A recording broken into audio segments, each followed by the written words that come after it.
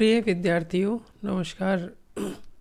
आज हम ज्ञानदूत 2.0 के अंतर्गत एक अन्य विषय पर चर्चा करते हैं। आज का हमारा टॉपिक है प्रकृतिवादी यानी फिजियोक्रेट्स।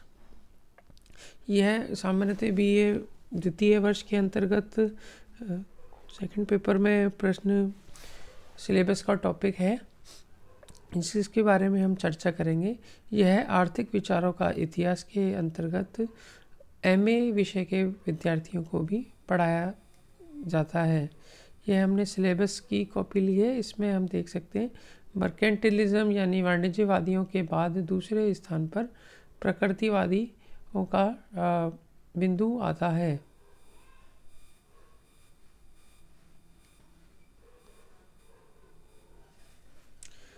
यहाँ हम देखते हैं तो कौन कौन से प्रमुख प्रकृतिवादी विचारक हैं, जिसमें डॉक्टर फ्रांसिस क्वेने हैं, दूसरे दे मिरावियू हैं और तीसरे रॉबर्ट टर्गोट हैं। अब प्रश्न उठता है प्रकृतिवादी कौन थे और इनका उदय का कारण क्या रहा था। सर्वप्रथम हम जान लेते हैं कि प्रकृतिवादी कौन थे।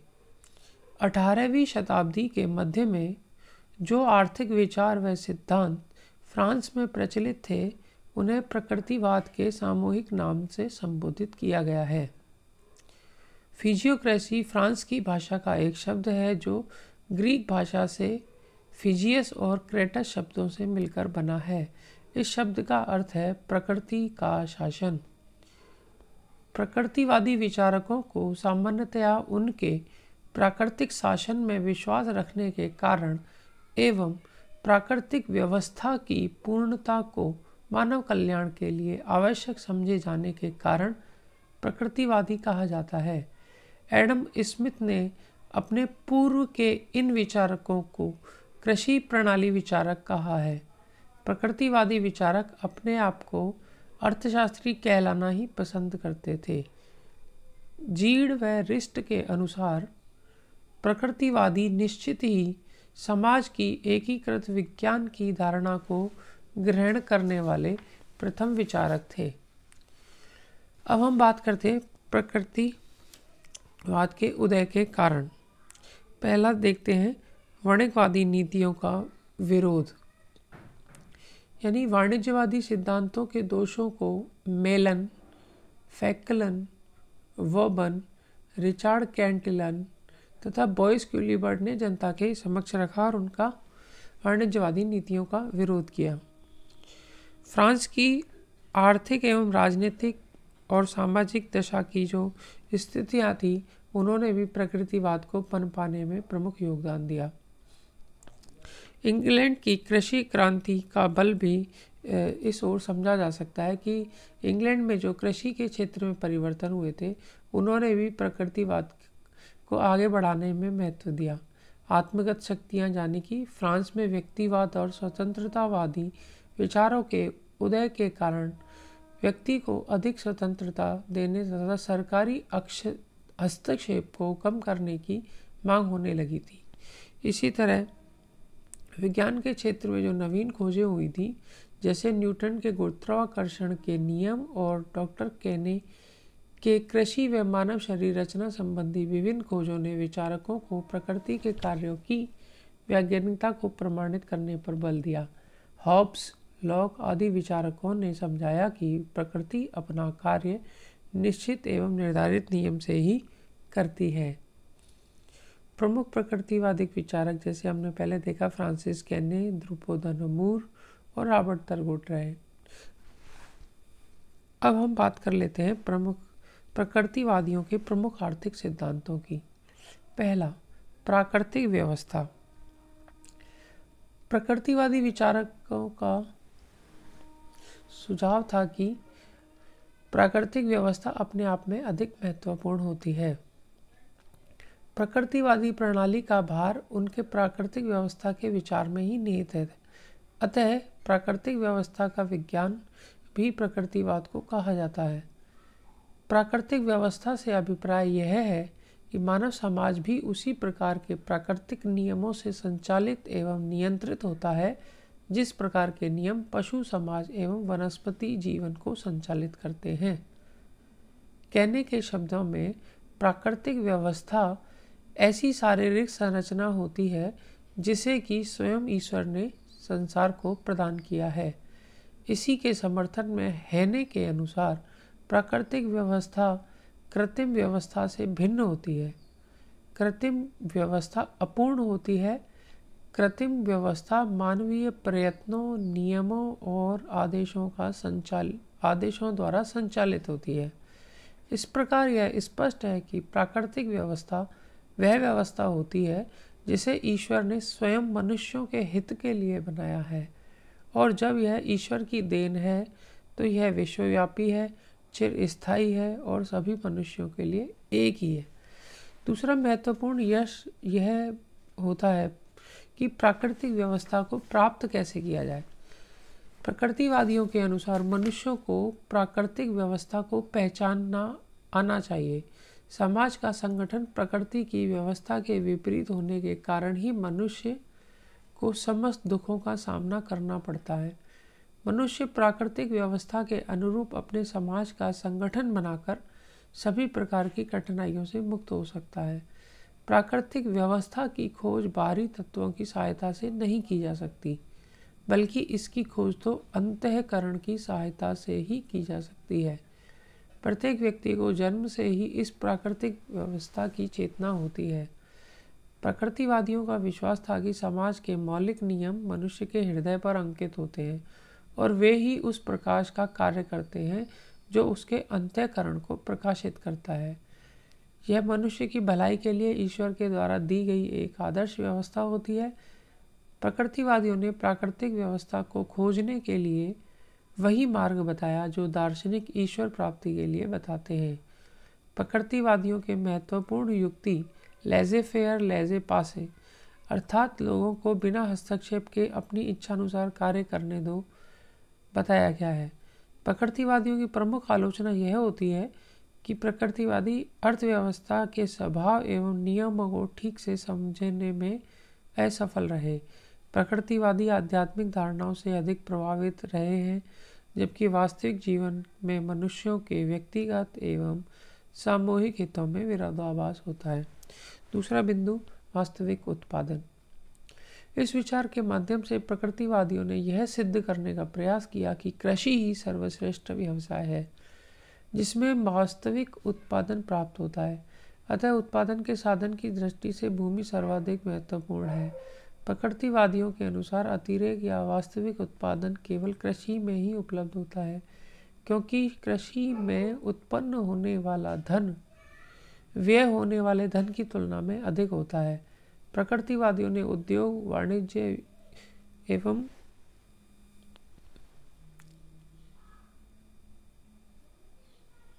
अतः उत्पादन के साधन की दृष्टि से भूमि सर्वाधिक महत्वपूर्ण है। प्रकृतिवादियों के अनुसार अतिरेक या वास्तविक उत्पादन केवल कृषि में ही उपलब्ध होता है, क्योंकि कृषि में उत्पन्न होने वाला धन व्यय होने वाले धन की तुलना में अधिक होता है। प्रकृतिवादियों ने उद्योग, वाणिज्य एवं यातायात को अनुत्पादक माना। प्रकृतिवादियों की अतिरेक उत्पादन की धारणा के संबंध में जीड एवं रिस्ट के अनुसार प्रकृतिवादियों ने जो आवश्यक अंतर कृषि एवं औद्योगिक उत्पादन में किया, उसका आधार आध्यात्मिक था। प्रकृति के उत्पादन में ईश्वर का हाथ रहता है, जबकि शिल्प तथा उद्योगों में मानव कार्य करता है जो वस्तु की सृष्टि नहीं कर सकता। वास्तविक उत्पादन के विचार की आलोचना के अनुसार उत्पत्ति का अर्थ केवल भौतिक पदार्थों का निर्माण करना है। यह दोषपूर्ण है। साथ ही उद्योगों को अनुत्पादक कहना दोषपूर्ण धारणा है। रिकार्डो ने भी लगान के सिद्धांत में वास्तविक उत्पादन के सिद्धांत का विरोध किया है। तीसरा, धन का परिभ्रमण। प्रकृतिवादी प्रथम विचारक थे जिन्होंने इस बात का विश्लेषण किया कि समाज के विभिन्न वर्गों में धन का वितरण किस प्रकार होता है। प्रकृतिवादी विचारक रॉबर्ट टर्गोर के अनुसार धन का निरंतर परिभ्रमण आर्थिक विज्ञान के लिए उसी प्रकार जीवन प्राण है जिस प्रकार शरीर के लिए रक्त संचालन। कैने ने आर्थिक सारणी के बारे में इस प्रकार समझाया। उसके अनुसार 3 वर्ग होते हैं। पहला उत्पादक वर्ग, जिसमें कृषक आते हैं। दूसरा संपत्ति स्वामी वर्ग, जिसमें भूमिपति एवं अन्य प्रमुख संपन्न व्यक्ति आते हैं। तीसरा अनुत्पादक वर्ग, जिसके अंतर्गत उद्योगपति, व्यापारी, मजदूर एवं अन्य व्यवसायी आते हैं। प्रकृतिवादियों के धन परिभ्रमण सिद्धांत की निम्नानुसार आलोचना की जाती है। समाज का 3 वर्गों में आर्थिक वितरण अनुचित है। प्रकृतिवादियों ने श्रम के महत्व के लिए पर्याप्त स्थान नहीं दिया है। प्रकृतिवादियों के अन्य विचार, जैसे कि व्यापार। प्रकृतिवादियों ने केवल कृषि को ही उत्पादक माना। इसके अतिरिक्त किसी भी अन्य प्रकार के विनिमय को वे अनुत्पादक मानते थे,